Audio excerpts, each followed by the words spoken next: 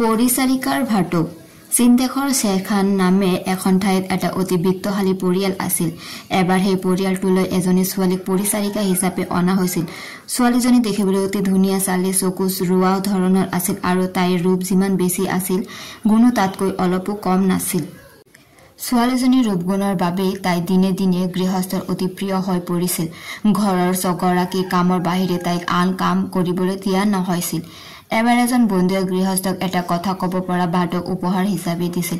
এই বিশেষ গুণ সম্পন্ন ভাটৌটো পাই ঘৰৰ গৃহস্থই নতুন পৰিচাৰিকাজনীক সেইটো চোৱা চিতা কৰাৰ সকলো দায়িত্ব দিছিল। তাইৰ এতিয়া ভাটৌটোক তদাৰক কৰাৰ বাহিৰে আন একো কাম নাছিল। তাইও অতি সুন্দৰকৈ ভাটৌটোৰ যত্ন লৈছিল। এদিন পৰিচাৰিকাজনীয়ে অতি মৰমেৰে ভাটৌটোক কিবা খুৱাই আছিল। হঠাতে ভাটৌটোৱে ক'বলৈ ধৰিলে, ভনীটি, মোৰ ভালকৈ যত্ন ল'বা দেই। মোৰ ঠিকমতে যত্ন ল'লে তুমি এটা অতি সুন্দৰ দৰা পাবা।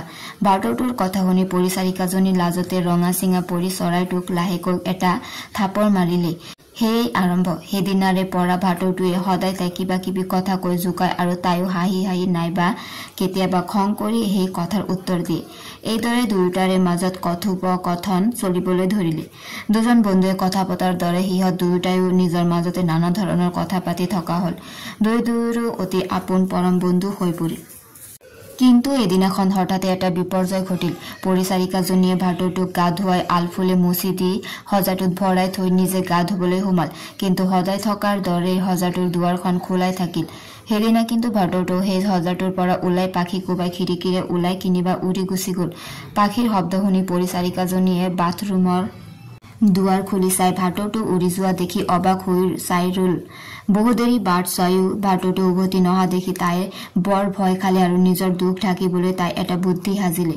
সজাটো নি তাই মনে মনে ঘৰটোৰ বাহিৰ ফালে থৈ গৰাকীৰ ওচৰলৈ গৈ কান্দি কান্দি কবলৈ ধৰিলে, ছাৰ, সদায় কৰাৰ দৰে আজিও মই গা ধুবলৈ বুলি দুৱাৰ বন্ধ কৰি বাথৰুমত সোমাইছিলো। কিন্তু কোনোবা দুষ্টই মোৰ কোঠাৰ দুৱাৰ খুলি সজাটো বাহিৰলৈ উলিয়াই নি ভাটৌটো লৈ গৈছে। মই মোৰ কোঠাৰ দুৱাৰ বন্ধ কৰি থব লাগিছিল। মোৰ দুখ হৈছে। আপুনি মোক যি শাস্তি দিয়ে মই মূৰ পাতি গ্ৰহণ কৰিম। গৰাকীয়ে ভালকৈয়ে জানিছিল যে তাই গৰাকীৰ প্ৰিয় বাবে সকলোৱে তাইক অলপ হিংসাৰ চকুৰে চায়। গতিকে তেওঁ কথাটো সঁচা বুলিয়েই ভাবিলে আৰু আন লগুৱাবিলাকক সোধা পোছা কৰিও কোনো সদুত্তৰ নাপাই তাতে তদন্ত শেষ কৰিলে। এইদৰে কিছুদিন পাৰ হৈ গল।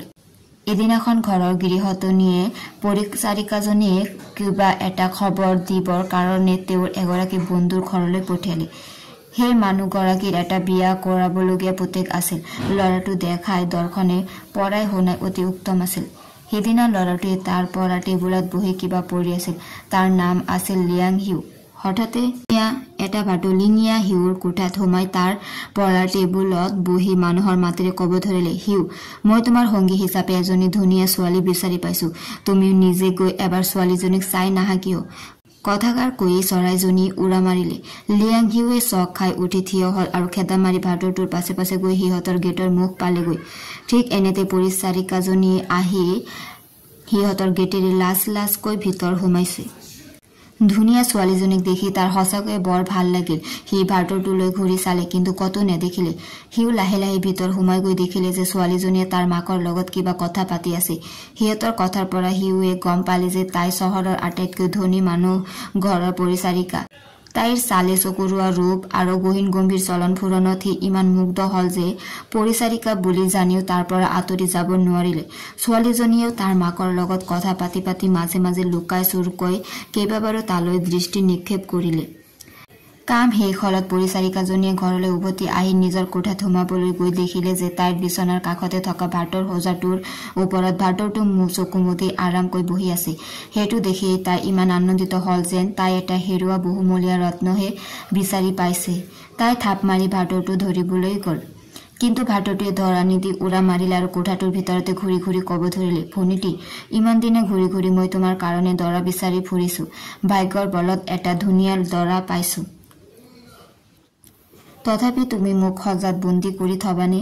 ভাটৌটোৱে তাইৰ আগত গোটেই ঘটনাটো বিৱৰি কলে। শেষত ভাটৌটোৱে আকৌ কলে, চোৱা, আলাদ্দিনৰ চাকি দৈত্যটোৰ দৰে মই তোমালোকক মোৰ পিঠিত তুলি ঘৰৰ পৰা পলুৱাই লৈ যাব নোৱাৰো, কিন্তু তোমাৰ যদি সঁচাকৈ লিয়াং হিউক ভাল লাগিছে তেনেহলে তোমাৰ হৃদয়ৰ বতৰা মই তেওঁক দিবগৈ পাৰিম। পৰিচাৰিকাজনী লাজতে ৰঙা চিঙা পৰি গল, কিন্তু মুখেৰে একো মাতিব নোৱাৰিলে। তেনেতে কাৰোবাৰ খোজৰ শব্দ শুনি ভাটৌটোৱে কলে, কোনোবা অহা যেন লাগিছে দেই, মই এতিয়া যাওঁ, আকৌ আহিম। এইদৰে কৈ ভাটৌটোৱে খিৰিকীৰে উৰা মাৰি গুচি গল। সেইদিনা গোটেই ৰাতি পৰিচাৰিকাজনীৰ চকুলৈ টোপনিয়েই নাহিল। নানান চিন্তাই তাইৰ মনটোত উখল মাখল লগালে।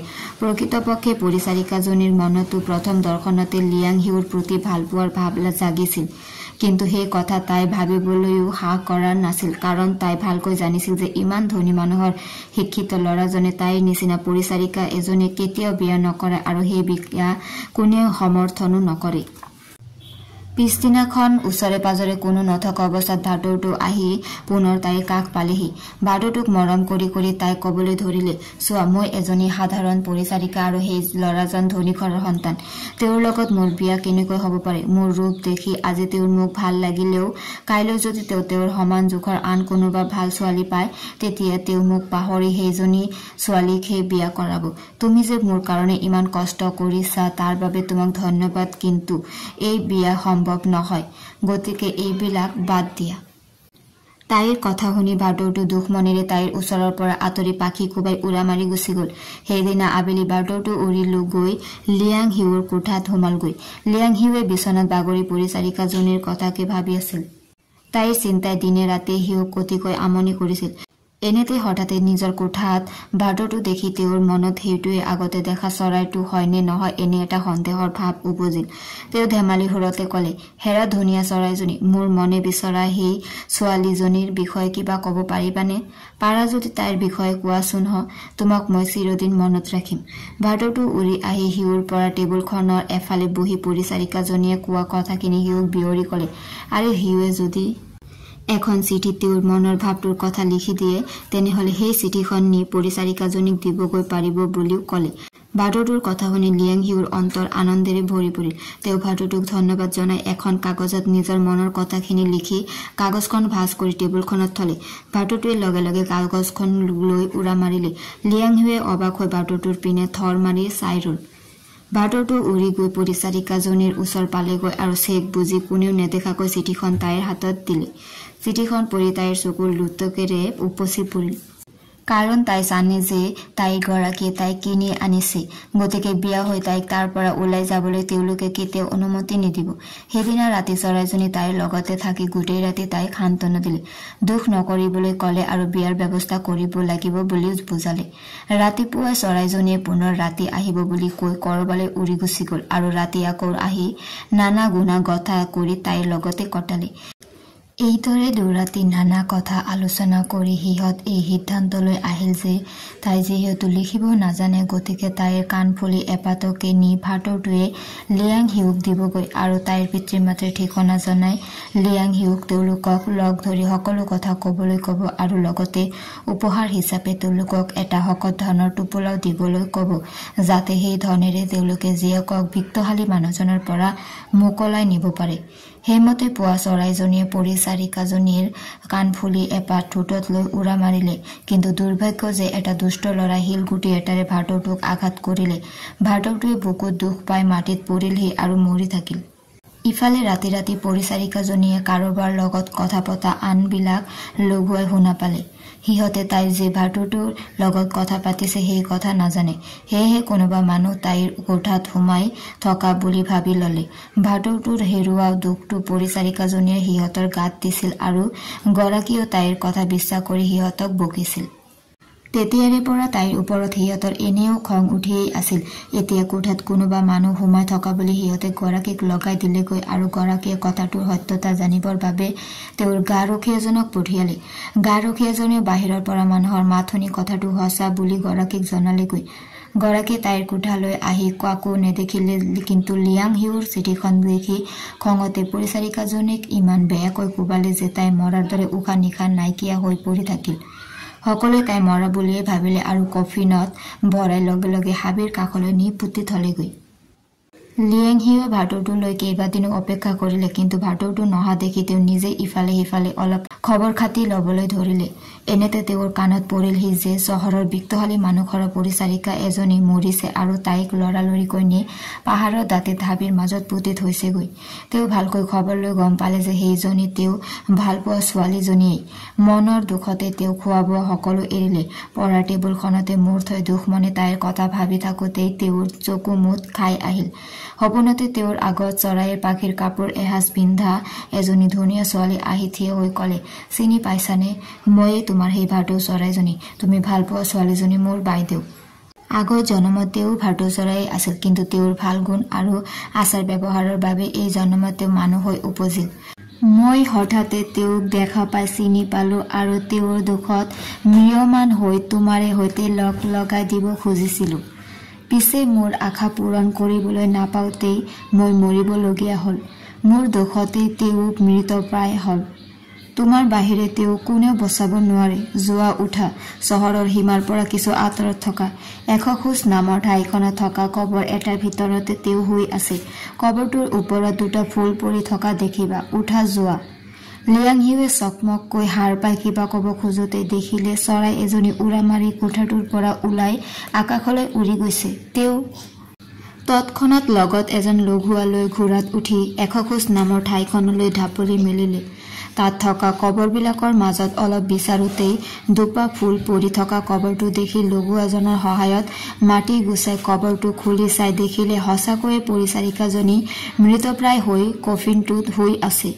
বুকুত হাত দি লিয়াঙে গম পালে যে বুকুখনে খুব লাহে লাহে ধক ধক কৰি আছে। তেওঁ দৌৰা দৌৰিকৈ ওচৰতে থকা বৌদ্ধ মঠ এটাৰ ভিতৰলৈ গৈ তাত থকা সন্যাসিনীবিলাকক সকলো কথা বিৱৰি ক'লেগৈ আৰু তেওঁলোকৰ সহায়তেই পৰিচাৰিকাজনী কবৰৰ পৰা উলিয়াই তেওঁলোকৰ মঠত থলেগৈ। তাতেই সন্যাসিনীসকলৰ পৰিচৰ্যাত তাই এমাহমানৰ মূৰত সুস্থ হৈ উঠিল। ইফালে লিয়াং হিউ ঘৰলৈ উভতি আহি মাকৰ আগত সকলো কথা ক'লেহি। মাকেও মঠলৈ গৈ ছোৱালীজনীক দেখি চিনি পালে আৰু পুতেকৰ মনৰ ইচ্ছা পূৰণ কৰি ছোৱালীজনীৰ লগত পুতেকৰ বিয়া পাতি দিলে আৰু তেওঁৰ পুৰণি বন্ধু আৰু ছোৱালীজনীৰ পুৰণি গৰাকীৰ ঘৰৰ লগত সম্পৰ্ক সম্পূৰ্ণৰূপে ছেদ কৰি পেলালে। লিয়াং হিউ আৰু পৰিচাৰিকাজনীয়ে মনৰ সুখেৰে জীৱন নিৰ্বাহ কৰিবলৈ ধৰিলে। লিয়াং হিউৱে কিন্তু ভাটৌ চৰাইজনীৰ কথা পাহৰি নগ'ল। সেয়েহে তেতিয়াৰে পৰা তেওঁ কোনোবাই চৰাই সজাত বন্দী কৰি থোৱা দেখিলে নিজে সেই চৰাইটো কিনি লয় আৰু লগে লগে মুকলি কৰি দিয়ে।